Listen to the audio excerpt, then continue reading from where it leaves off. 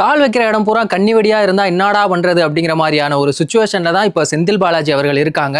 என்ன நிலைமையில என்ன நடந்துச்சு, அது மட்டும் இல்லாம இன்னொரு பக்கம் திமுகவுடைய தலைவரான ஸ்டாலின் அவர்கள் விவசாயிகளுக்கு எதுவுமே இந்த தூங்கா மூஞ்சி தாவேக அரசு எதுவுமே பண்ணல அப்படின்னு சொல்லியிருக்காரு. அதுக்கான காரணம் என்ன? சவுக்கு சங்கர் அவர்கள் சீமான் அவர்களை விமர்சனம் பண்ணியிருக்காங்க. இன்னொரு பக்கம் பன்னீர்செல்வம் அவர்கள் தாவேகாவுல இணைய போறாரா, அதுக்கு அவர் சைட்ல இருந்து என்ன சொல்லியிருக்காரு, ஆக்சுவலி என்ன நடந்துச்சு.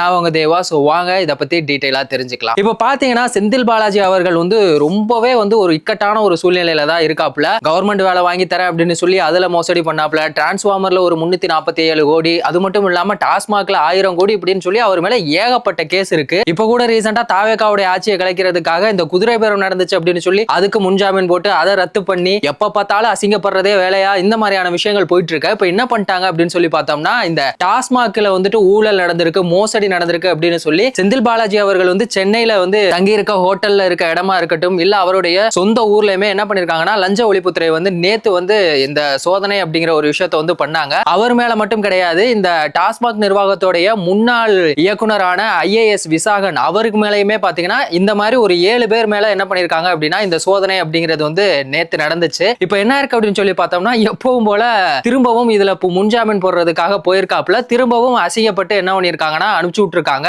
இவருக்கு ஜாமீன்லாம் உனக்கு இதுக்கப்புறமா கிடையாது அப்படின்னு மூஞ்சில அடிக்காத குறையா சொல்லி அனுப்பிச்சு விட்டுருக்காங்க அப்படிங்கிற மாதிரியான விஷயங்கள் தான் போயிட்டு இருக்கு. ஏன்னா இவர் தப்பு பண்ணவே இல்லை. அதாவது அவர் என்ன சொல்றாரு அப்படின்னா, மடியில கனம் இல்ல, வழியில பயம் இல்ல அப்படின்னு சொல்லிட்டு தான் இருக்காப்ல. ஆனா எதுக்காக அவர் தலைமறைவானாரு அப்படிங்கிற ஒரு கேள்விக்கு இப்போ வரைக்குமே பதில் தெரியல. இப்போ என்ன பண்ணிட்டாங்க, இந்த முன்ஜாமீன் தள்ளுபடி ஆனதுனால ஏதோ ஹாஸ்பிட்டல்ல திரும்பவும் போய் அனுமதி ஆயிட்டாரு அப்படிங்கிற மாதிரியான விஷயங்கள் போயிட்டு இருக்கு. அவங்கள அரெஸ்ட் பண்ண வர்றாங்க அப்படின்னு சொன்னாலே ஒண்ணு நெஞ்ச பிடிக்கிறது, இல்லைன்னா எங்கேயா போய் தலைமறைவாகிறது, இதை தான் காலங்காலமா தொடர்ந்து பண்ணிட்டே இருக்காங்க. சரி, ஓகே, இப்ப திடீர்னு எதுக்காக இந்த ஒரு ஆக்ஷன் எடுத்தாங்க அப்படிங்கறத நம்ம தெரிஞ்சுக்கலாம். இந்த சிங்கம் படத்துல நம்ம விஜயகுமார் அவர்கள் சூர்யா கிட்ட சொல்லுவாங்கல்ல, தப்பு எவன் பண்ணாலும் நீ புடி, உனக்கான எல்லா ரைட்ஸையுமே நான் தரேன் அப்படிங்கிற மாதிரி நம்ம சிஎம் விஜய் அவர்கள் என்ன பண்ணிருக்காங்கன்னா, இந்த லஞ்ச ஒழிப்புத்துறையா இருக்கட்டும், இல்ல போலீஸுக்கு நீங்க யாரா இருந்தாலும் சரி, அது IAS இருந்தாலும் சரி, IPS இருந்தாலும் சரி, முன்னாடி தப்பு பண்ணவனா இருந்தாலும் சரி, இப்ப தப்பு பண்ணிட்டு இருக்கவனா இருந்தாலும் சரி, யாரா இருந்தாலும் நீங்க ஆக்ஷன் எடுங்க அப்படின்னு சொல்லி ரொம்பவே ஆவேசமா பேசியிருக்காரு. அதோடைய வெளிப்பாடாதான் இப்ப என்ன பண்ணிருக்காங்க அப்படின்னு சொல்லி பார்த்தோம்னா,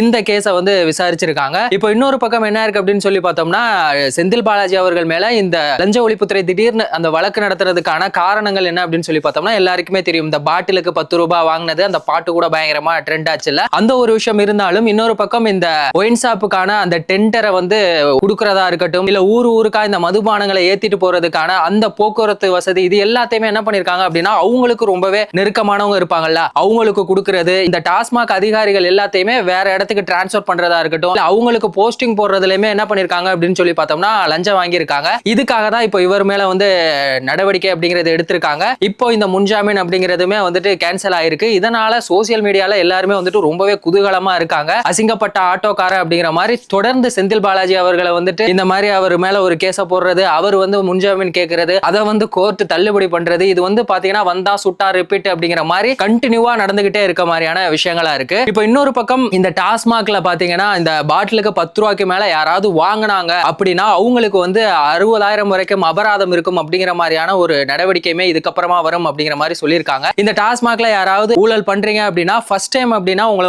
1 மாசம் சஸ்பெண்ட் பண்ணிடுவோம், 2 மாசமா இருந்து 2வது டைம் பண்றீங்க அப்படின்னா 2 மாசம், 3வது மாசம் பண்ணா 3 மாசமா அப்படின்னு கேட்டா இல்ல, அவங்கள என்ன பண்ணுவாங்கன்னா தற்காலிகமா இடைநீக்கம் அப்படிங்கிற ஒரு விஷயத்தை பண்ணுவோம் அப்படிங்கிற மாதிரியான நடவடிக்கைகள் இதுக்கப்புறமா எடுக்கப்படும் அப்படிங்கிற மாதிரியான விஷயங்களை சொல்லிட்டு இருக்காங்க. இன்னொரு பக்கம் இப்ப அரசியல் வட்டாரங்கள் எல்லாருமே ரொம்பவே பரபரப்பா பேசிட்டு இருக்க ஒரு விஷயம் அப்படின்னு சொன்னா என்ன அப்படின்னா, பன்னீர்செல்வம் அவர்கள் தாவேகாவுல இணைய போறதா எல்லாருமே சொல்லிட்டு இருக்காங்க. அது உண்மையா இல்ல உருட்டா அப்படிங்கறத நம்ம கொஞ்சம் தெரிஞ்சுக்கலாம். ஆக்சுவலி என்னாச்சு அப்படின்னு சொல்லி பார்த்தோம்னா, அதிமுகவுல ஜெயலலிதா அம்மா அவர்களுக்கு அவர் ரொம்பவே விசுவாசமான ஒருத்தரா இருந்தாங்க. எடப்பாடி பழனிசாமி அவர்களுக்கும் அவருக்கு ஏற்பட்ட அந்த கருத்து வேறுபாடால தான் மனுஷன் இப்படி ஒரு முடிவு எடுப்பாரு அப்படின்னு சொல்லி யாருமே எதிர்பார்க்கல. திமுகவுல போய் அவர் ஜாயின் பண்ணிட்டாரு. அது மட்டும் இல்லாம அவருடைய தொகுதியிலுமே ஜெயிச்சு இன்னைக்கு எம்எல்ஏவா இருக்காங்க. ஆனா திமுகவுல அவருக்கான அந்த பதவியா இருக்கட்டும், இல்ல பொறுப்பு எதுவுமே கிடைக்கல அப்படிங்கிற மாதிரியான விஷயங்கள் பேசப்பட்டுகிட்டு இருக்கு. சோ அதனால நம்ம தாவேகாவுல போய் இணையலாம் அப்படிங்கிறதுக்கான பேச்சுவார்த்தைகளுமே நடந்ததா சொல்லிட்டு இருக்காங்க. இப்போ OPS அவர்களோட பையனுக்குமே 2029 நாடாளுமன்ற தேர்தல்ல ஒரு சீட்டு கொடுக்கறதாவுமே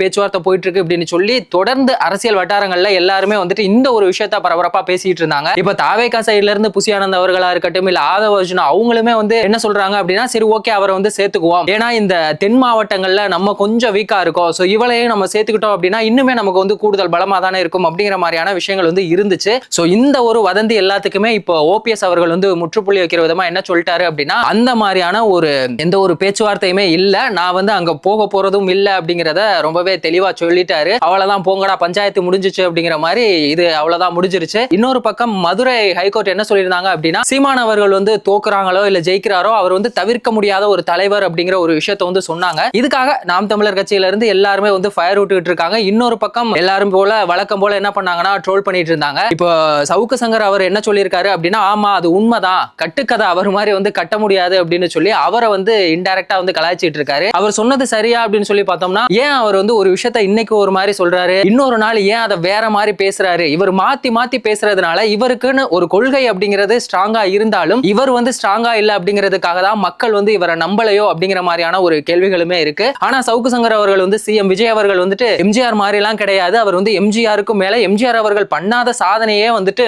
2 வருஷத்துல பண்ணிட்டாரு அப்படிங்கிற மாதிரி சிஎம் விஜய் அவர்களை வந்து அவர் புகழ்ந்துமே பேசியிருக்காங்க. இப்போ திமுக தலைவர் ஸ்டாலின் அவர்கள் என்ன சொல்லியிருக்காரு அப்படின்னு சொல்லி பார்த்தோம்னா, ஆகஸ்ட் 3ஆம் தேதி நாங்க வந்து பயங்கரமான போராட்டம் பண்ண போறோம், ஏன்னா இங்க காவிரியில இருந்து நீங்க வந்து தண்ணி கொண்டு வர்றதுக்கு நம்ம தூங்காமூஞ்சி தாவேக அரசு எந்த ஒரு நடவடிக்கையுமே எடுக்கிற மாதிரி தெரியல அப்படின்னு அவர் சொல்றாரு. சரி ஓகே, அவங்களுடைய ஆட்சியில ஏன் இந்த ஒரு நடவடிக்கை எடுத்திருக்கலாமே, இன்னைக்குதான் உங்களுக்கு வந்துட்டு இந்த மக்கள் மேல இவ்வளோ ஒரு இது வருதா அப்படிங்கிறது தெரியல. ஏன்னா டெல்டா மக்கள் எல்லாரோட ஓட்டுமே உங்களுக்கு தான் வேணும், நாங்க தான் வந்து அவங்களுக்கு ரொம்பவே சப்போர்ட்டா இருக்கோம் அப்படின்னு எல்லாம் வந்து சொல்லிட்டு இருக்கீங்கல்ல, அவங்களுக்காக நீங்க வந்து களத்துல இறங்கி அப்பவே வந்து போராட்டம் பண்ணிட்டு இருக்கலாம்ல. இன்னைக்கு தாவேக அரச நீங்க வந்து தூங்காமூஞ்சின்னு சொல்றீங்க, தூய்மை பணியாளர்கள் வந்து போராட்டம் பண்ணிட்டு இருக்கும்போது நீங்க எங்க தூங்கிட்டு இருந்தீங்க அப்படிங்கிறது தெரியல. சோ இன்னொரு பக்கம் என்ன சொல்லியிருக்காரு அப்படின்னா, நான் தனியா ஓனா அடிச்சிருவாங்க நீயும் துணைக்கு வா அப்படிங்கிற மாதிரி எல்லாருமே வந்துட்டு இதுக்கு சப்போர்ட் பண்ணணும், தாவேக அரசுக்கு அகைன்ஸ்டா எல்லாருமே வந்துட்டு இந்த போராட்டம் அப்படிங்கிறதுல கலந்துக்கணும் அப்படிங்கிற மாதிரி வந்து சொல்லியிருக்காங்க. சோ இந்த போராட்டத்தை வந்து நம்ம உதயநிதி ஸ்டாலின் அவர்களுடைய தலைமையில தான் வந்து இது நடக்க போகுது அப்படிங்கிற மாதிரியும் வந்து